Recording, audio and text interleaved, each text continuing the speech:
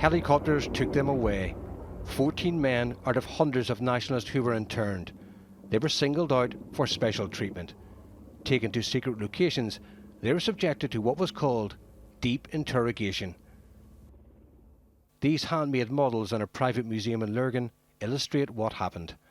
The men were hooted, made to listen to constant loud static music, deprived of sleep, food and water, forced to stand in what was called the stress position, and beaten if they fell.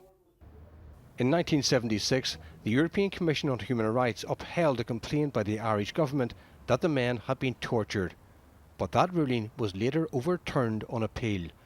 The European Court ruled that the men had been subjected to inhumane and degrading treatment, but not torture. Standing in the stress position without food, soiling myself and feeling desperate was exactly how I felt. Last week, 9 of the men gathered in Dublin to call for the case to be reopened.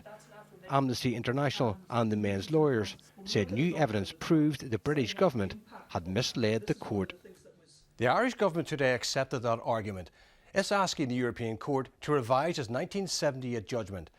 Irish Foreign Affairs Minister Charlie Flanagan said his government will contend that the ill treatment suffered by the hooded men should be recognised as torture. The decision brought this reaction in Dublin this afternoon.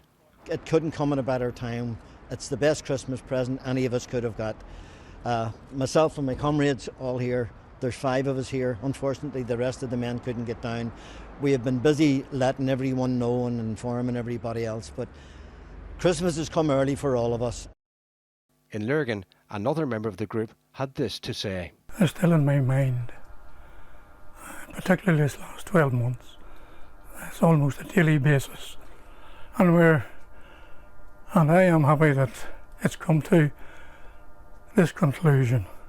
Relations between the British and Irish governments are much better today than in 1971, when they were at loggerheads over how to respond to the chaos of violence in Northern Ireland. This decision could have serious implications for that relationship. But lawyers for the men said the Irish government had no option after an RTE documentary unearthed evidence that the UK had withheld crucial evidence from the European Court.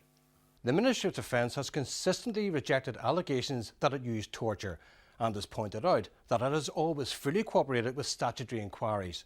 The Irish government's decision is a surprise and a reminder of how the events of the past can catapult into the present. Vincent Kearney, BBC Newsline.